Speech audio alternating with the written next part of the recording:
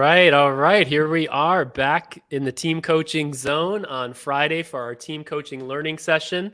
Today, it's going to be just Melissa and I, the co-hosts of this season 3. We also had Krister Lowe on hosting a bit earlier, a couple weeks back. But Melissa, here we are. How are you today? I'm doing really well, Krister. It Yeah. really feels like the start of the summer. So, Nice. my son finished up school today for 3 months. Oh, congratulations. So I'm just back from taking him and Mm, his friends for a bit of a celebratory finish up school with some of the other moms. So it okay. really feels like start of the summer's Yeah. shining, sun hats are out, and Wow. yeah. How about Yeah, you? well, we're almost there too. My daughter has next Thursday is her last day of school, so she's excited about that. She can't wait for school to be over. But I brought her in this morning, and yeah, we're pretty much in summer mode as well. It's blazing hot here in New Jersey, where I live. We actually have a big forest fire going on down the road, so Oh, it's been really dry. It's already a start to the hot heat. The yeah. forest where I live, there's this really great large pine forest, and it's something about the soil and sand. It's very Mm. accustomed. So it's interesting. The pine trees there have a special bark and they're resistant to fires, which is amazing. So the good news is the forest is pretty resistant. All the underbrush gets wiped out, but within 3 to 6 Okay. months, it actually has a salutary effect on the forest. And the pine cones in those pine trees actually require fire and heat for the seed to germinate. So there Mm. is some upshoot to it, but the majority of these fires are human origin, so they're probably Human a bit made. more frequent than they normally would be in nature. But it is a fire prone type of forest, which is kind of interesting. Yeah. Yeah, one of the things, as you know, I teach at Trinity Business School. I teach a module on the MBA called Leadership and Grand Challenges, and one of the things that Yeah. we actually look at is two wildfire Ah. cases, which are very well known cases. But Mm. how do you apply team effectiveness to those Wow. types of teams that are going in to put out these fires? So Okay. it's very, very Well, interesting. interesting. Yeah. Well, people may have to So go to Trinity to tap into that the tap secret in, sauce tap there, right? tap into that module. Yeah, we're actually coming to a close now, and the last two topics that we have to look at are very interesting. I think that the first one the penultimate one is around this idea of moral courage, Mm. and how we need to have moral courage and moral imagination in our leadership. Mm. And we have a guest speaker coming to join us, Sinead McSweeney, who was the managing director of Twitter in Ireland Okay. and had responsibilities across Europe, but has since left. Uh, as a consequence of everything that has gone on recently at Twitter. Mm. And then in the afternoon, we're looking at, well, what does the world of tomorrow need? And we have These are Catherine small topics. well, it's a small topic, but it's like we have Catherine Sheridan coming on, who's this amazing woman. She's one of the top 50 recognized women in hydrogen, recognized Okay. by her peers around the world, to talk to us about all this Mm. damage that we're doing to our natural environment and what we need to do in business to Yeah. really pay more attention to that. So Yeah. yeah, so that's keeping me occupied. Keeping you I'm kind of busy. bouncing between uh, our work that we do together and Yeah. looking after my students. Yeah. Yeah, well, that's something we can chat about in this episode. We Melissa and I wanted periodically. I think we've done 16 episodes so far. I think 16 or 17 this one in this Oh, season 3. We had 100 episodes in season 1 and about 30 or so that Krister Lowe did in season 2, and now in season 3 we've been running mostly these team coaching learning conversations on Fridays, but also some scattering of one-on-one interviews in there. But Melissa and I wanted to have a chance also to share a little bit about what we've been up to in our work. And, we are both coaching teams. We are both on a team together over at yep. 16 Conditions. So I think it's always interesting to talk to team coaches to find out like about their own team experiences. And it's striking that a lot of team coaches are actually not on teams themselves. But anyway, so I think that's kind of interesting. But I think in big news also, you're almost across the finish line with your dissertation. I think you're one of the few people in the world, I don't know how many there are, probably you could count them all on two hands, who have PhD dissertations on team coaching.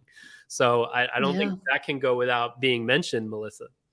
Oh, thank you very much. Yeah, so I submitted at the end of March. I'm making a public presentation on the 19th of June. Details are on my LinkedIn profile. So that's open to anybody that wishes to attend to share my findings.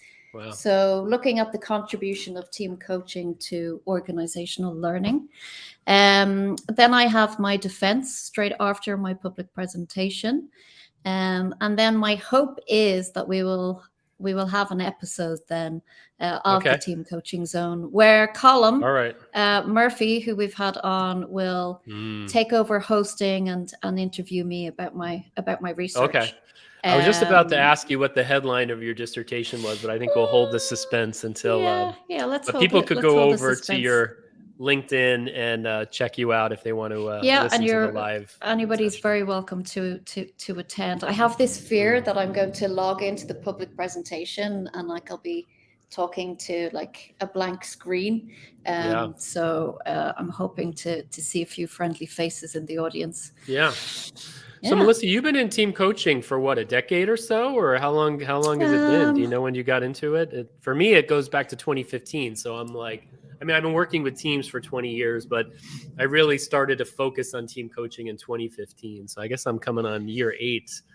Really is this is my primary profession. I guess so. I started in a corporate background with my own team, and I guess I was doing kind of informal types of coaching, not realizing that it was coaching. It was just a kind of my way of doing leadership almost. I didn't even know this word coaching. Right. But I guess I got into coaching in 2010. And I got into team coaching around 2012, 2013. So I went off and did the Peter Hawkins 16-month diploma in 2013. Wow. So coming up to a decade. You got 2 years on. Well, it is a decade, right? Yeah. In the team coaching sense. In the team coaching sense, right? And it kind of, I got a bit of a shock when I realized that a couple of weeks ago when we were interviewing another team, and I was like, oh yeah, so it was, kind of 2013. Creeps up on you fast and these years. That decade just has flown by. But what drew me into team coaching was recognizing that if senior leadership teams were to do good work, whether it be strategy, organizational change, or whatever it is, culture change. If the leadership team are not functioning as an aligned, high-performing unit, it's actually undermining everything else that they're trying to do in the organization. And I just got hooked into this whole dynamic, and I'm still hooked into it. I still feel that I'm on the nursery slopes and still on the nursery slopes of learning, my own craft, and every time you kind of learn something new.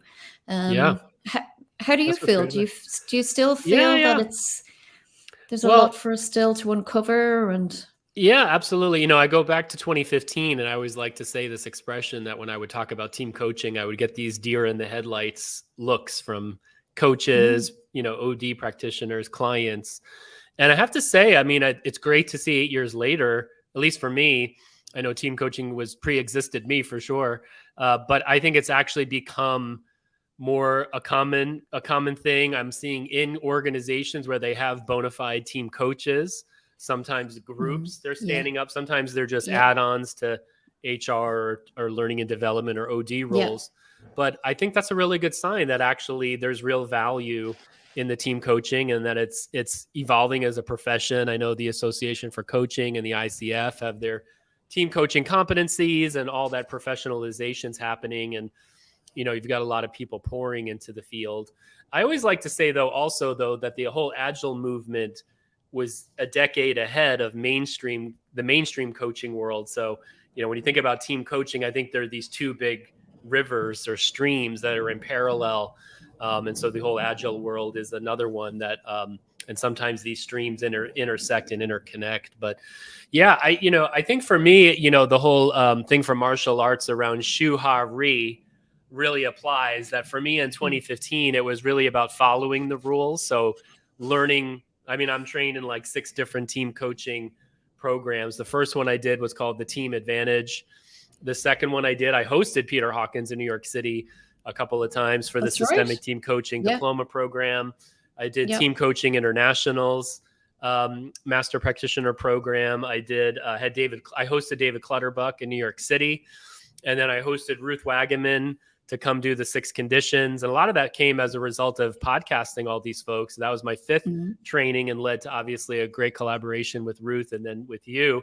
And then the 6th one is I had Gabe Abella come and do a 3-day custom Agile certification program for team coaches. So we did Scrum, we did Kanban, and so I think those are like the main 6.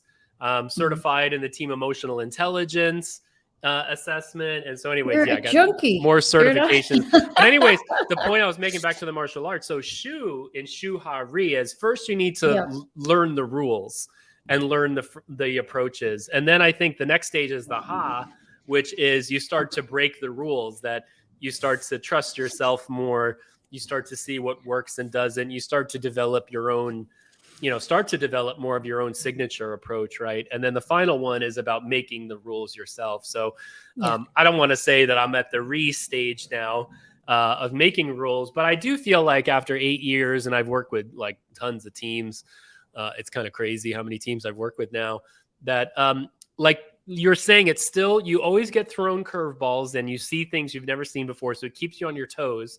So you need to keep a beginner's mind and keep humble. And that as soon as you feel like you've got this, you'll get humbled, but I do feel like, the mystery of team coaching, which, I was really interested in exploring 8 years ago, is a little bit more demystified. But boy, there's a lot of just opportunity to go deep in this field. And it's like, I think you could practice for 20 or 30 years and still never reach the pinnacle, right? For me now, it's about, the team of teams stuff. It's got me excited. I'm doing a lot of work with leadership teams as well, senior teams. I like the project teams still too, though. There's something about teams that, the work of leadership teams, I like it because it's challenging for them. They have a hard time, most senior leadership teams, I would say, aren't teams. They're groups of leaders. And I think that's their challenge is, what do they have to do that only they can do together? And oftentimes they need to be doing things together, but they don't know what it is.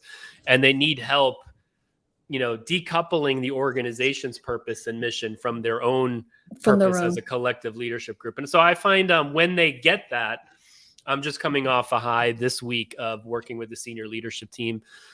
This is in an innovative healthcare foundation.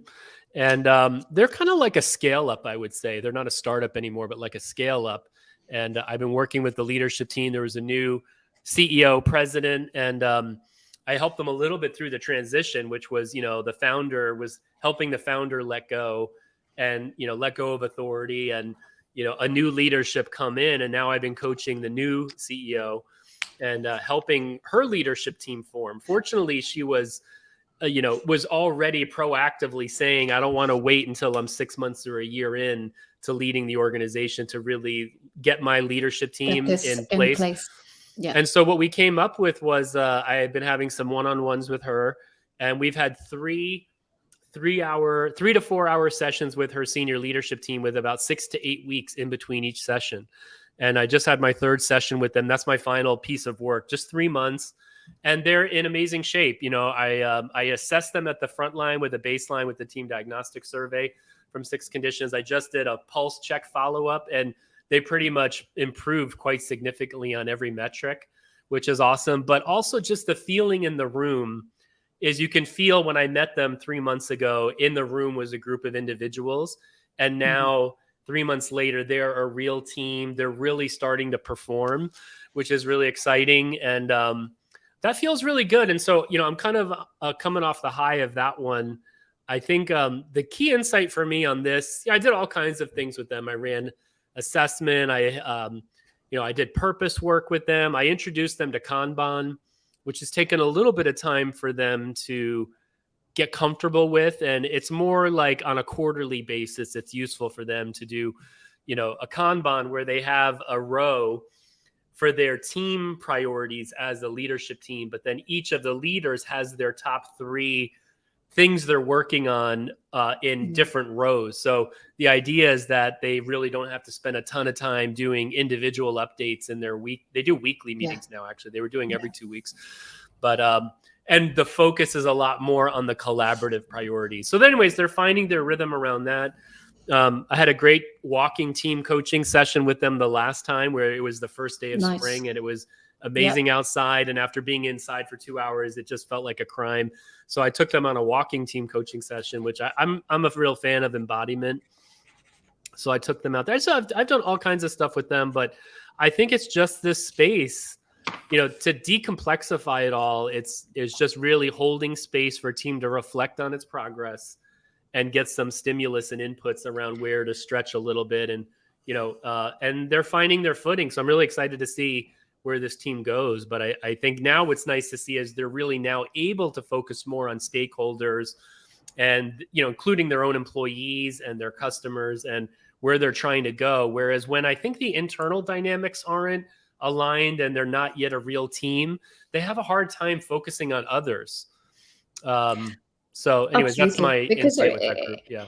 Absolutely. Because it's natural human behavior. Well, in the absence of understanding why we need to be a real team, I'm just going to get on with what I know how to do in my own job and in my own role, and default to those kind of functional role responsibilities. But I'm curious, and I think those listening might be interested in, how did you help them with getting clear and differentiating between our individual top 3 priorities and then this collective piece that we need to do together? Because I don't know about you, but I find that teams I'm working with, that's one of the things that takes a little bit of time for the team to get their heads around.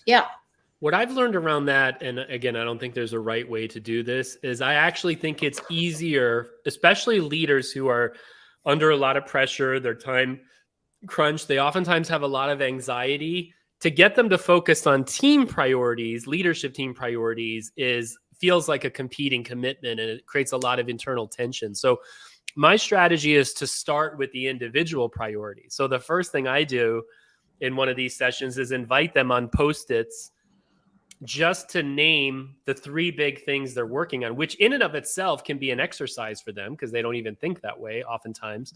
In their own mind, they've got like 100 things going on, although not all are of equal import. And then I have them bring that up, and I have them just briefly share the 3 things, they're big things that they're leading, and where they are in motion. From, are they just getting like 0 to 100? Is it just getting started, or is it close to done 100% on a continuum? And I have to say, it's like an exhale where they empty their cups out. They get really, they don't really know what their colleagues are actually working on a lot of the time. And I think they find that very valuable, but they get a lot of acknowledgement and recognition. And I feel once they've done that, we can take a break and then come back and start to look at, given the purpose work, because I always would precede team priorities with doing some purpose work, what are the handful of big things that you have to work on together? And, whether that means all of them swarm on something, or it's just 2 or 3 of them are authorized to go off. That's a big one for this team. They're really starting now to feel safe enough with each other and enough trust that they're getting better at authorizing 1, 2, 3 people on the team to lead things. And, the classic thing around siloed ownership and leadership versus enterprise ownership is a big one. That's like a mantra we keep talking about it. And we're starting to see that happen more, where they're owning when the way they show up in the room is exhibiting a bit more enterprise ownership than siloed leadership. I have another team I'm working on where that's not as happening as much, partially because at the end of the year, like many companies, there were, revenue shortfalls. A lot of numbers didn't come in as expected or hoped for. There's a lot of reduction in headcount. That's a big one. I have two clients going on now where there's just trying to recover from huge cuts of people and staff, which is always traumatizing for the survivors as well as the people who are let go. So actually, I'm seeing that a lot, which in those cases, it's a little bit more of a challenging environment for team coaching. Yeah. What about you? Any interesting cases you've been working on lately? Well, there's one that I'd like to share. And then as you were talking, I thought it might also be interesting for us to share the 10-week sprints that we did as a kind of a team coaching, when we were looking to how do we give teams access to team coaching that perhaps can't go through these 6-12 long months programs.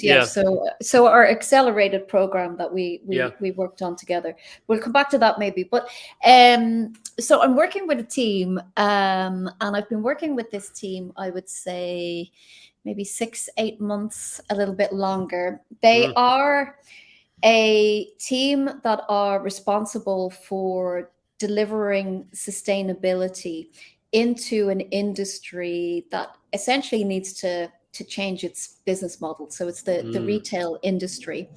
And as a consequence of them trying to do this, it requires a lot of culture change in the organization. It requires a lot of business practices to change, processes to change, et cetera, et cetera.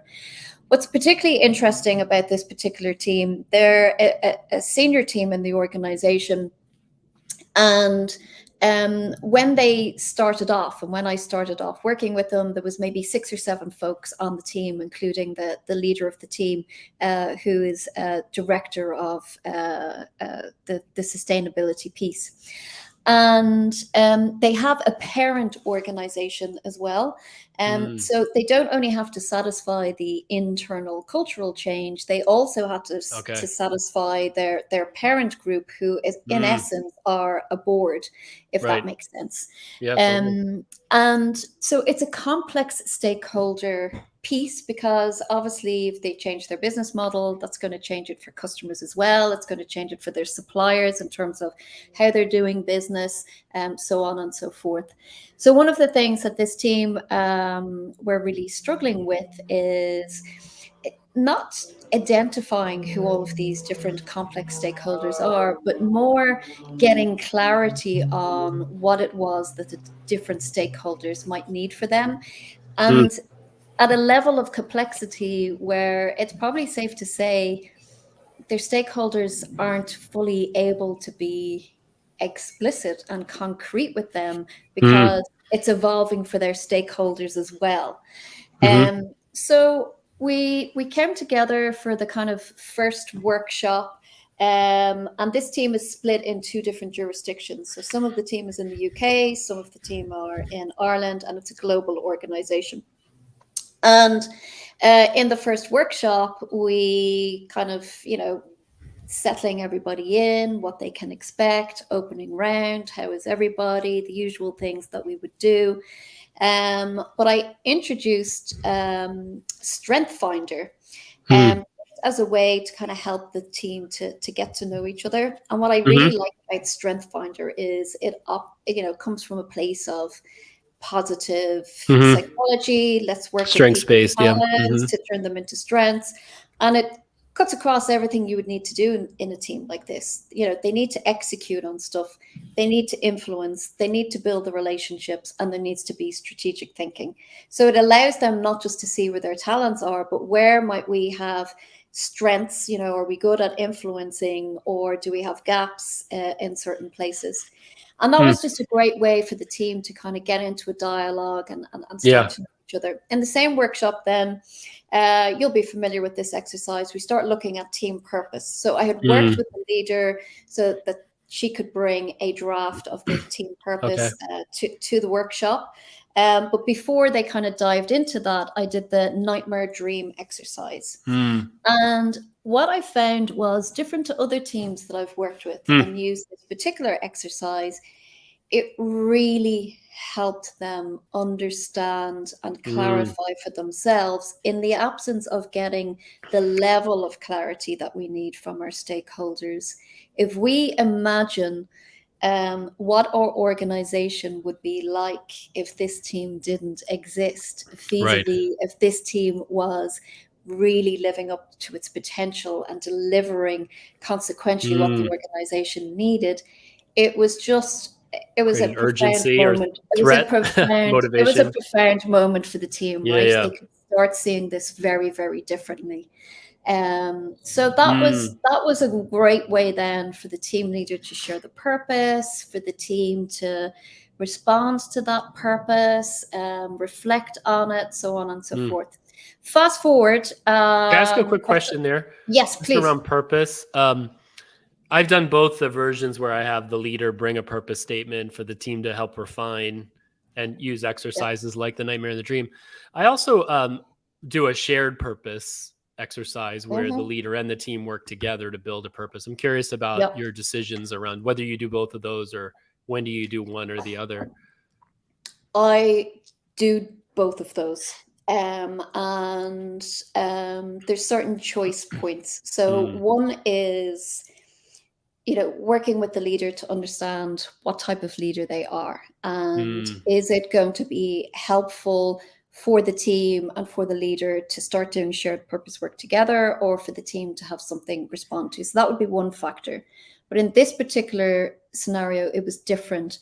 My considerations, and this was all talked out with the leader and actually a couple of members of the team who are helping support all of the organization of the team coaching, because of the lack of clarity.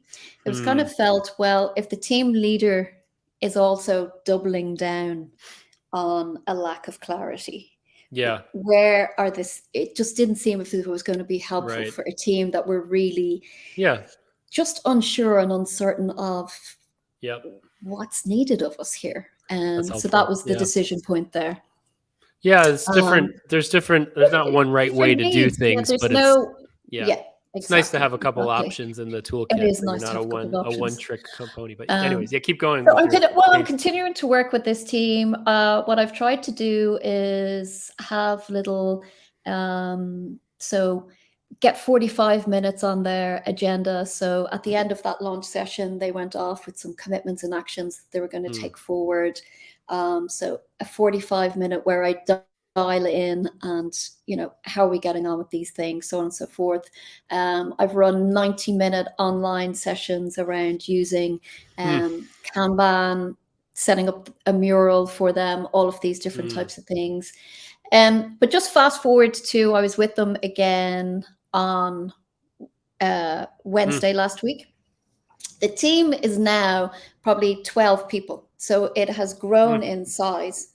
And one of the things that the new team members did from one of our previous workshops was they took the purpose statement off as a group of newbies and said, we'll make sense of this ourselves.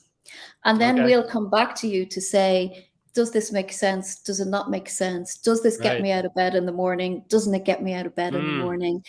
And they could come back then to the wider team with refinements.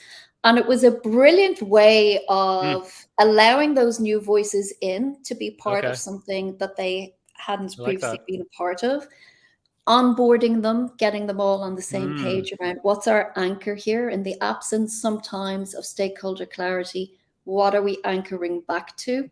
But then also, well, if this group of new people, it's their expertise to make this thing happen, couldn't understand the purpose statement. Well, clearly we need to revisit the purpose statement. So that was really good. And by the way, it just reminds me, I'll just slip a quick anecdote. Ruth and I were asked to work in a company where they were doing a large technology implementation, switching from SAP to a different technology. And 18 months into the transformation, it wasn't going as planned. And when we brought in, there were like 11 teams working on this project. We brought in the team leads. What we discovered was they weren't really bought in on the purpose of the whole thing to begin with. And so it was interesting how when people don't align with why they're doing what they're doing, how it's just hard to be effective, right? So anyways, yeah. Well, 100%, because everybody's, again, going back to, I'll do what I think I can do based on my job description, based on my... I'll just stay in my lane and do my thing. I'll stay in my keep lane my head down. and all of these different things. Yeah. So I'm going to continue to work with this team. I think the next step for them, and this is something that I'm in discussions with some other stakeholders in that organization around, is they've got themselves into good stead. How we know there's more work to do. We're still working through putting the right structure in place for the team. But 2 indicators around are this team moving the dial. We can obviously rerun their diagnostic, and we may do that. But the organization runs an engagement survey every 6 months, and it's specific to teams. Their engagement scores are increasing every 6 months. Amazing. So this is something that they're very happy about.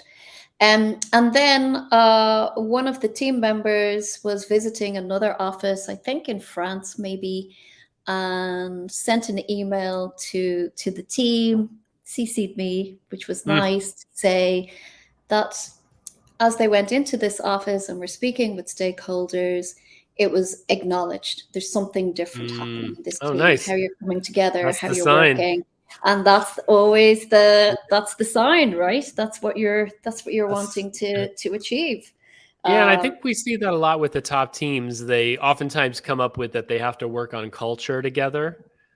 And I think what your case reveals, and I think my case too, is that culture work begins with what are they modeling.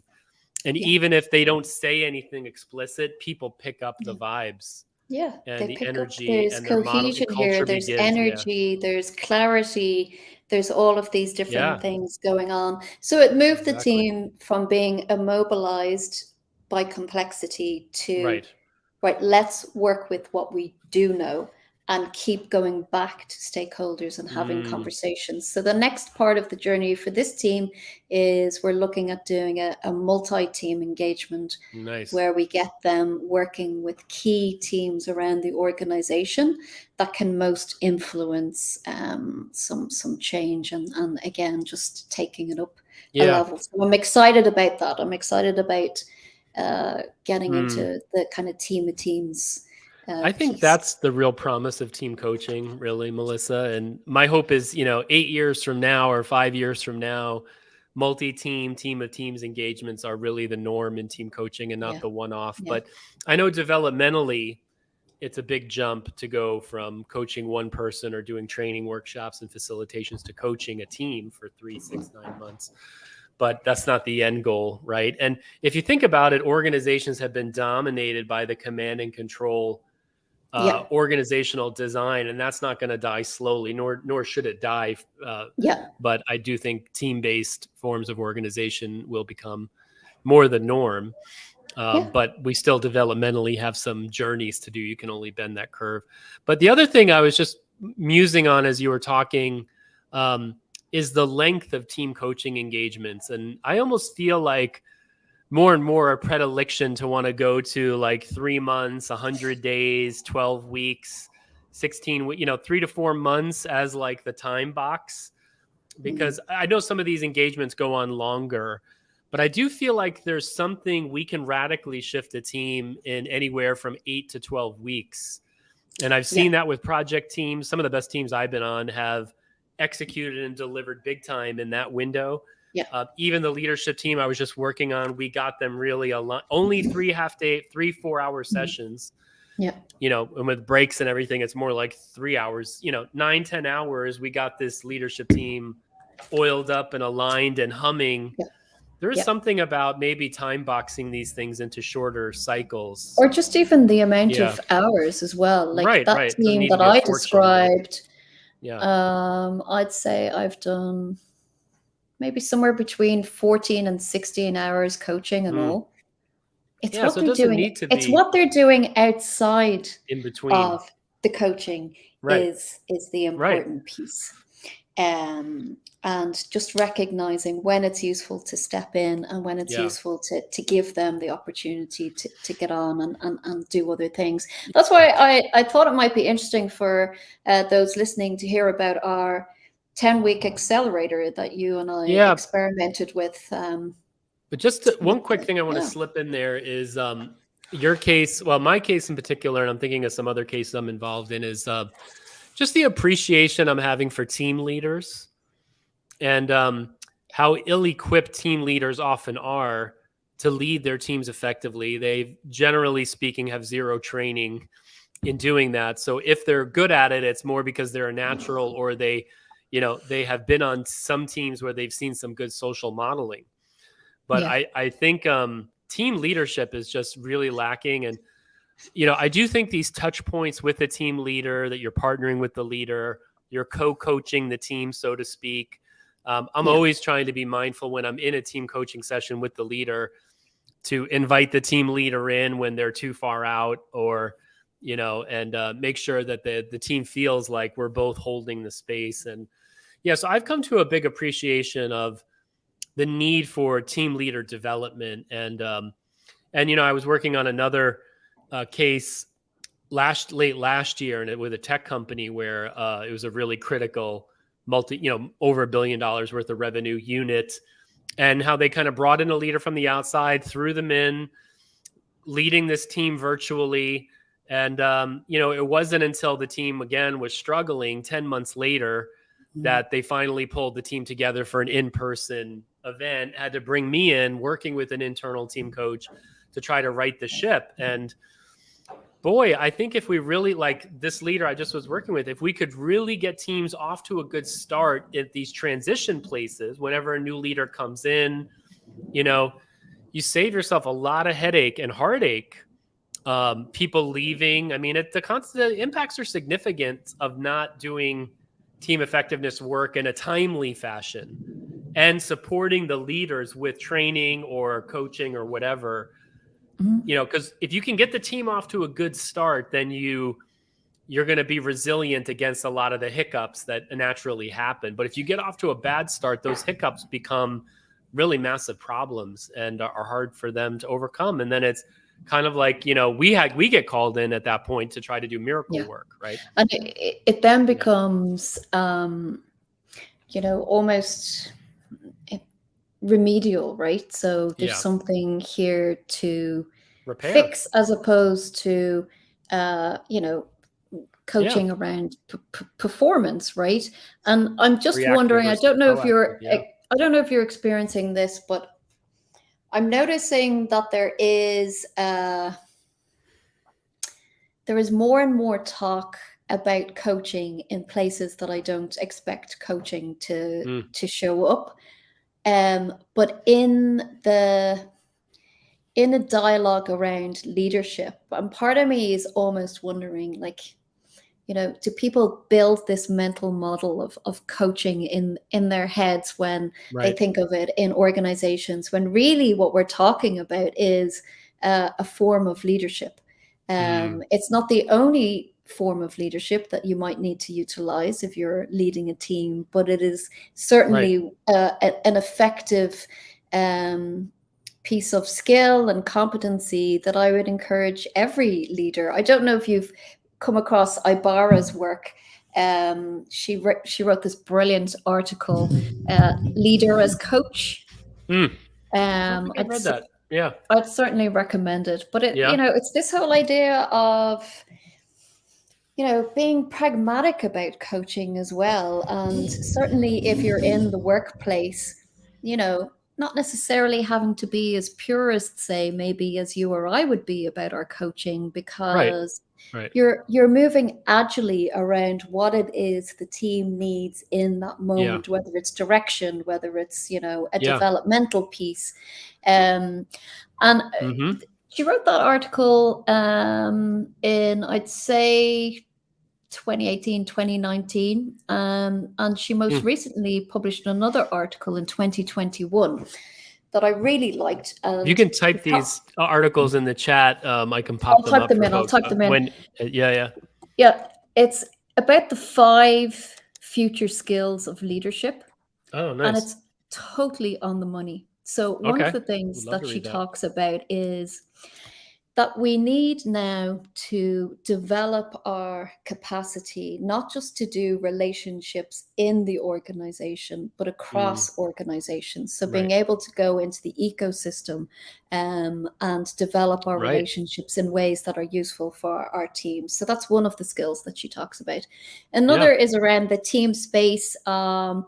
She talks about developing psychological safety on teams. We can come back to that if we want to debate that. We got to get her on the podcast. We got to get her on the Yeah. podcast. But the third thing that she talks about is coaching competency.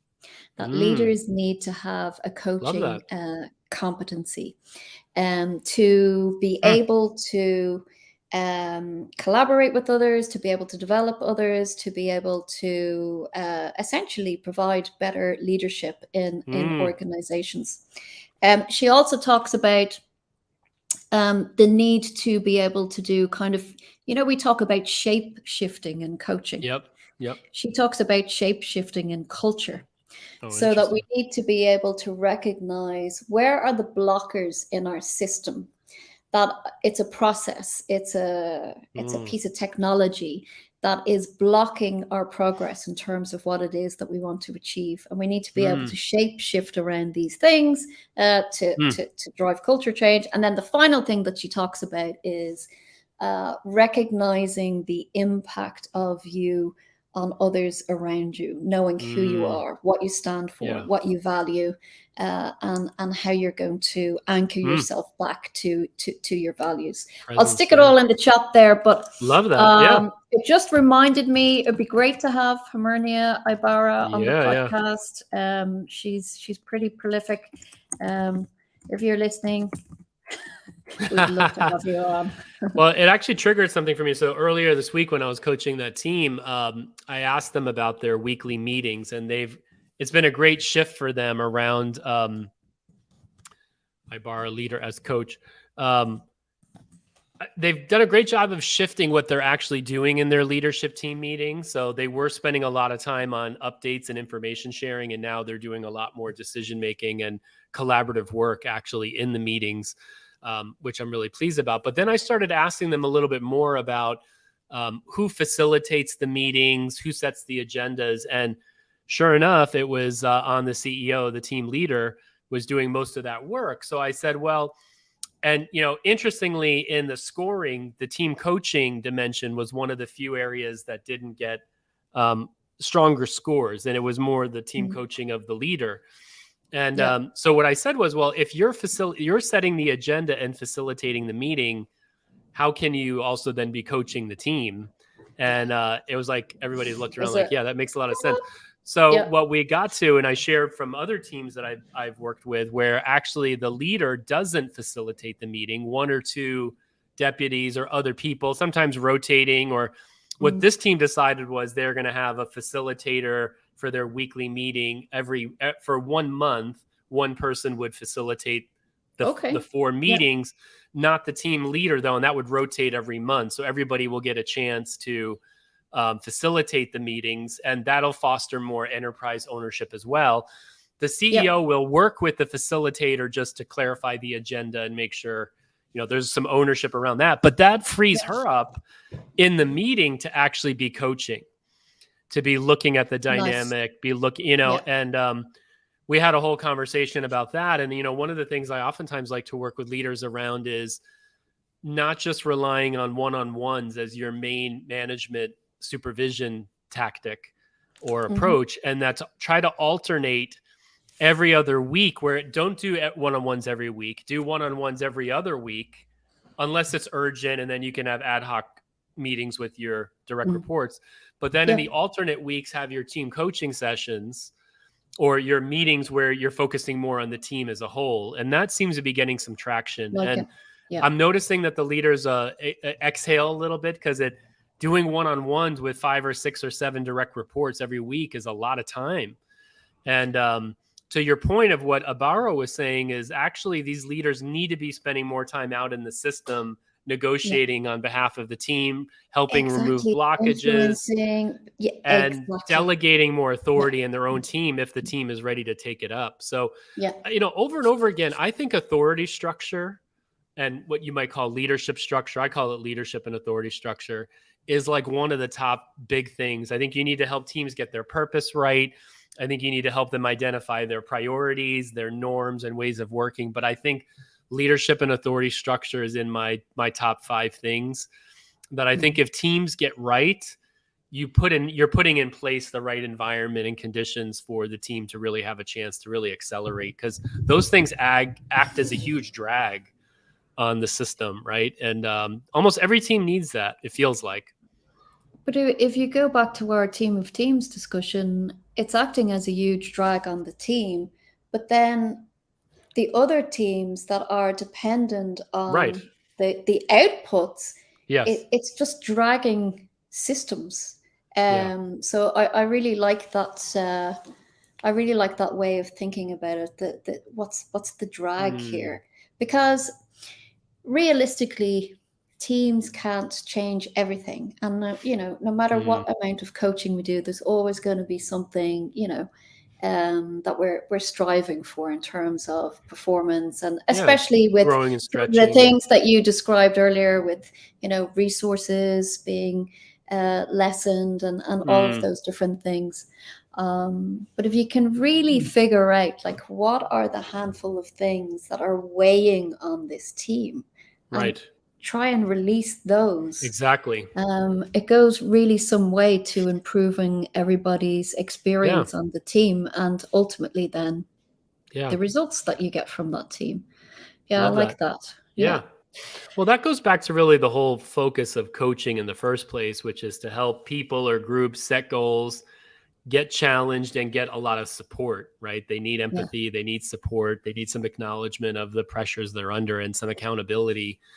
And that magic ingredients over multiple sessions really works, right? So that's good stuff. But Melissa, I'd love to toggle a little bit over, unless you have other burning stories. I like to say, I think there's some knowledge bombs and a number of things you shared there. But we're on a team together. So I also wonder if it's worth talking a little bit about what it's like to be on a team ourselves. And, I do get the question oftentimes, like, you guys are team effectiveness experts supposedly, but are you actually doing this in your own team? So I think it's been a journey for us. There's that saying, the cobbler's children has no shoes. And I definitely feel like we have been working on our team approaches, and we're constantly iterating and evolving. I think we've come a long way, that the team we're a part of. But I know you're in a new role now at Six Conditions as managing partner, which is awesome, because you have the MBA and you've worked in companies and led teams before. But I'm curious what it's like for you being in this new role, and any kind of musings without getting too in the details about being on a team yourself. It's super refreshing and humbling. And why I say that straight off the bat is because, we're doing in our organization what everybody else is doing in their organization. Like we're trying to get stuff done. We're, great at doing some things, not so great at doing other things. And that's natural. That's human behavior. And what I'm finding humbling and refreshing about it is it's bringing me back to really feel at a very deep level again what it's like for the teams that I'm coaching, because now I'm in on the other side of the seat. I guess what I'm trying to do is be quite intentional. So part of my role is we have an operations team, and it's a newly formed operations team. So I'm working through the 6 team conditions with that team to put it in place. I'm interviewing you and Ruth and myself as a leadership team member next week so that we can be explicit about our expectations and I can go back to that team. And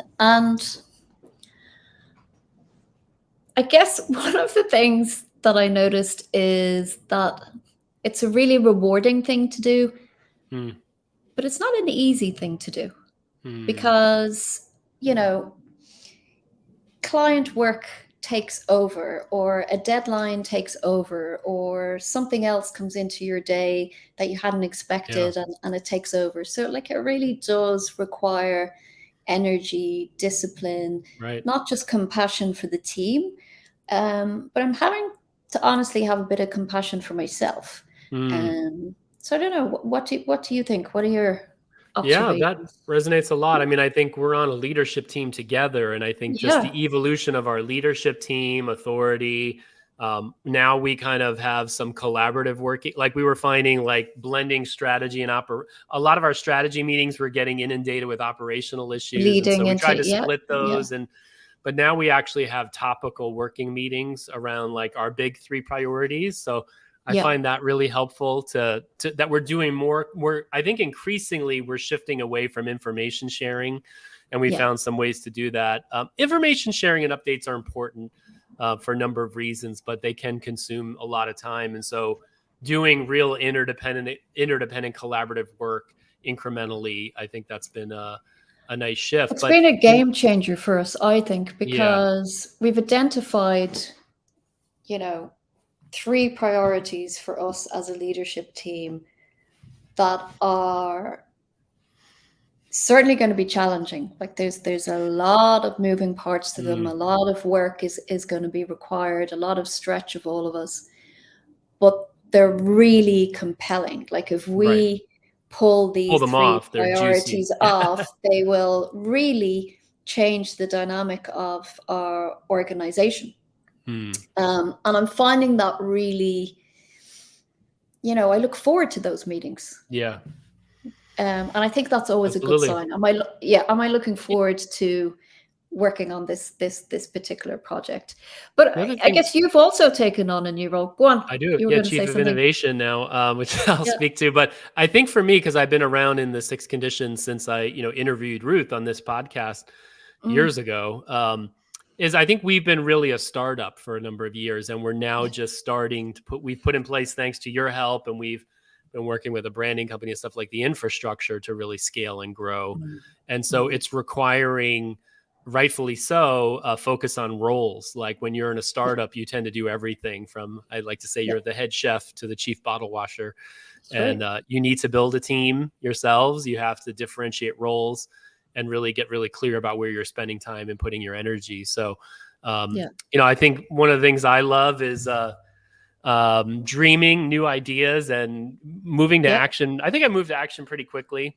Well, So, you're definitely an action around orientated. Yeah, action you're oriented you're an guy. action orientated guy. Yeah. So yeah, so I think, that's been kind of my thing, is helping try to bring products and services to market, and new things, everything from assessments to team leader development to accelerated team coaching programs, which we didn't get to talk about, but maybe we will. Yeah.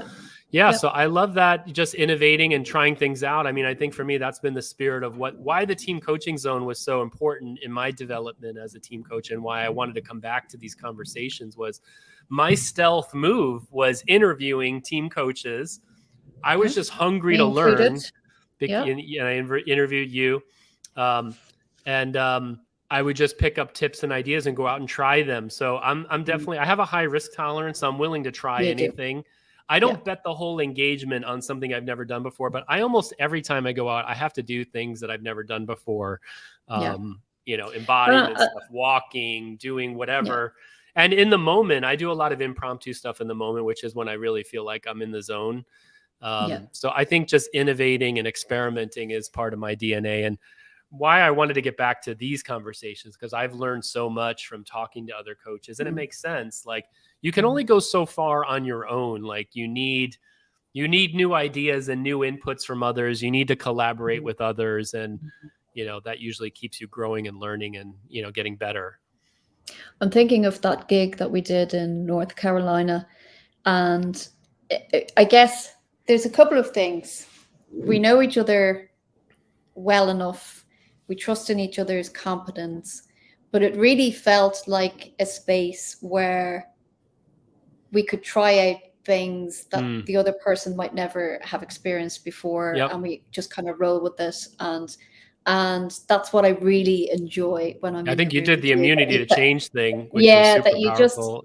just have that, let's yeah. try this out. I was smiling there because you started off the conversation saying, oh, well, maybe I'm not quite the maker of the rules yet, but I really do think that you are, and I'm looking forward to seeing where that mind of yours takes us over the next 12 months in terms of new innovations and creativity and Well, yeah, experimenting. It's I exciting hope some time. of that comes from this. And, I do want to say to the listeners, whether you're listening live or on the recording, that would love to get your feedback and inputs around guests, topics, because I think, together we're on this journey together. So we need to, keep kind of learning together and I don't look at this as like a competitive thing. I think there are millions of teams. There's never going to be enough team coaches out there. It's a blue ocean.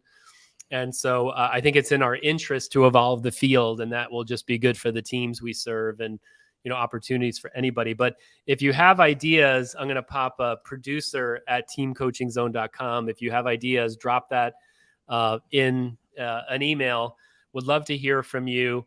We also have over on LinkedIn, the LinkedIn group. So if you have suggestions, you can pop over to LinkedIn, the Team Coaching Learning Community on LinkedIn. There's 1,800 people plus in that community. It would be great to get more conversation and comments and questions going on there. But before we start to wrap up, because I'm seeing we're already coming up on an hour pretty fast here, Melissa, Even is believe just it. to say, we after COVID, and after the pandemic started to kind of, the pandemic really forced us to learn how do we coach 100% virtually when necessary, how to do that in shorter, more frequent bursts so we wouldn't exhaust people. And so, Ruth and I had an amazing experience working with a COVID unit with 40-minute sessions once a week.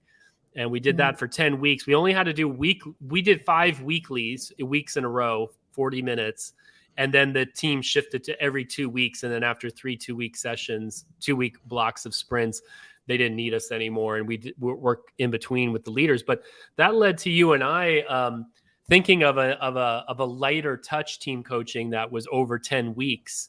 And we called it the accelerated team coaching program. And so it's like kind of no big windups, no long, interviewing everybody, assessing everybody. You just start, you meet the team day one, session one for an hour, 75 minutes, 90 minutes, whatever it is, and just get right into it. And then you can add assessments and other things along the way. But I've done a couple of those, Melissa. I'm curious to hear what your experience is with them. What I have found valuable about them is like usually the first 3 to 5 sessions is kind of a lot of what you would normally do in a 1 or 2 day team launch or team building event.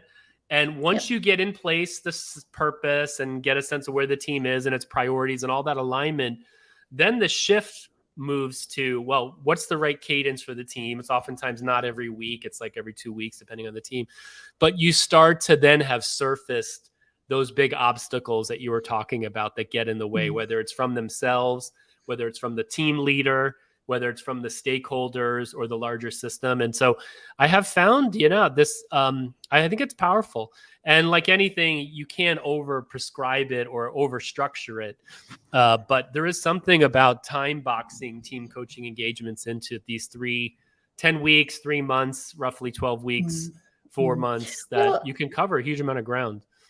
There's a consistency to it, isn't there? So unlike, it's going to be 1 hour for like 10 weeks, this day, this time. It's like almost part of the team's calendar for a punctuated period of time. So that was the first thing that I thought was super effective. The second was working with on the case that you and I worked on together, there were kind of 3 team leaders. Well, first of all, there was 2, and then it kind of became clear that actually there's another one. key influencer here, and he kind of joined a few sessions in. That's the authority structure. Back to that. Yeah, again. we worked with them for 30-minute sprints. Yeah. And on the in-betweens, and I thought that was super effective.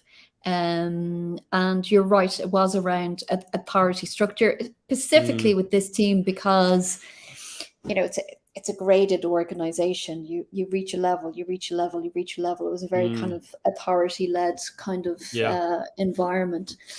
I think it also gave the team tools to run better virtual meetings. That was a big takeaway for me, that they were having these virtual meetings and people were just like, they're slogs. God. But then that they could see, we can be active, we can be doing things on Dynamic a mural creating. and exactly. So I think those were the kind of 3 big takeaways for me. Punctuating things for teams, recognizing the authority structures, and it's not as straightforward as, well, it's just the leader of the team, and just being flexible enough to kind of work with that. And then helping especially teams, when they're task delivery teams. I think the leadership teams, like what I've been doing the last 3 months of every 6 to 8 weeks, feels like the right tempo for leadership teams for me. But the project teams, or the teams that are really executing, need more frequent touch points every 2 weeks or so, right? But in the beginning, they almost need weekly to get the structure in place in order to move to whatever the right tempo or cadence is. Or to even understand or create the space to recognize, you know what? This can be different. It doesn't have to be this way where we just keep mindlessly going through meetings that are just not serving us. Right. Awesome. So, well, Melissa, why don't we start to wind this down? And I'm wondering, just looking forward, like we said, you've been in team coaching for 10 plus years. I've been in for 8+ years, and then doing team building and all that kind of stuff for many years before I got into team coaching. As you move forward, just want to ask you, what are you most excited about in this field, contributing to this field? And maybe I'll ask myself the question. I haven't thought about it yet. So I'm just wondering, now that you're going to get your doctorate, you're managing partner, you're coaching teams, doing all kinds of great stuff in the field. I'm curious what's really got your fires burning moving forward. Well, I would be disingenuous if I didn't mention that I am very excited about sharing my research in a few weeks' time. It's been a long time in the making, and it just feels like, a great achievement and a contribution to the field. So that's one thing. But typical me, I've already started to look at what's next, and I'm really curious about helping teams with imagining the future, imagining what's needed from the team, or what legacy does this team want to leave, which needs them to imagine 5 years from now, 10 years from now, 20 years from now, and then say, well, what decisions and things do we need to be doing in the present day in order for that to hold true? So I've got very curious about this whole space around futurizing, and I have been dabbling with it for the last couple of years and helping specifically leadership teams with this whole concept around futurizing. But I feel that I need to dive into it further and hone my skills. So that's kind of my next. That's my next landing. I don't think pad. Leadership teams are doing a lot of that, actually. No, because they're not real teams to begin with, for the most part. Just struggling with their updates. And I do think that really connects to helping teams understand the enterprise piece, because now we're thinking of not just the here and now and what's needed this month, next month. And there's a nice connection to the enterprise. I came across it a number of years ago from a university professor that kind of ran a workshop showing me how to do some of these things. And then, like you, I just like, okay, well, if I don't use this really quick, I'll lose it. So I start using it with teams and just got some really interesting results. So that's Amazing. me. How about you? Yeah, I've got a couple of them that are coming to mind. So one is, I think as a practitioner, I think the team of teams stuff is really, I've done a handful of those. Thank you, Sean, for your comment. I've done a handful of team of teams work, but that's really, for me, I think the stuff that gets my juices flowing more as a practitioner. I've done a lot of one-off teams here and there. So I think that's really where I need to push more. And I want to make a push to get more of those types of cases on this show. So that's one thing. I think the second is, I've been a practitioner for over 20 years. So I do think, like many people, moving from technical expert or specialist to leader is something that I've been wanting for a long time. So I think, maybe I'll do less delivery, except the team of team space. I think I really should limit myself to those cases. But it's really more moving into a role where you're not delivering, and it's about supporting others, and the chief of innovation role that I'm in. But I'll have to say there's one third area that's got my juices flowing, which I really want to get back to, which is, I had this innovative program on this tall ship. And so I'm kind of craving spaces where, when we do work, we train practitioners and certified practitioners and stuff, but I really want to go to like more of these like advanced retreats, whether they're on a ship or in the jungle in Costa Rica. I have a place in mind, doing like advanced retreats where we can go deep and do some deeper self work. Because I think in the last voyage we did along the coast of Norway, it was like really like a lot of big things came out of that trip afterwards. People found jobs, now are full-time team coaches. They had been external. Now they're working internally. To people join teams. They realized that actually as a team coach, they were like always a solopreneur. And isolated. So they said, so I think there's some deeper work and experiences that I'd like to get into. I think a lot of times when we get into professions, we're eager to get our certifications and our toolboxes and all that. And I think that's part of the journey of the Shu Ha-Ri. But there is a part about working on the self, because at the end of the day, and that came up last week in the interview with the team coaching studio, is the self is instrument. And I think the more we invest in ourselves, the better we're going to show up with our clients and our presence and hold the space. And so, I want to do some more of that kind of stuff. That's got me excited. So hopefully the economy will hold up and we can run some of those retreats, Well, as somebody that has the privilege of working with you on this team and on our 6-team conditions, I have to say that it is a pleasure to be around your attention to really holding true to that in terms of living your values, working with your values, and paying attention to your sense of self. It's something that I truly appreciate about you. Well, that's super exciting. I guess we could do another episode maybe in a month or two time, down the road, where we are creating a team of teams ourselves, right? So part of what we're doing at 6-team conditions is creating our own team of teams as another lens into that work. And I think that's exciting. Yeah, in terms of the podcast, I think we need to get some more clients on. We need to get teams of team cases, new voices. So again, anybody listening, if you have recommendations, do reach out to us. We'd love to hear from you. And let's keep it going. But have a wonderful weekend, everybody. Or if you're on the weekend or listening to this asynchronously, thanks for tuning into the Team Coaching Zone. And we'll be back next week with another great conversation. So take care, everybody. Thanks, Krister. Thanks, everybody. Thanks, Melissa. Bye-bye.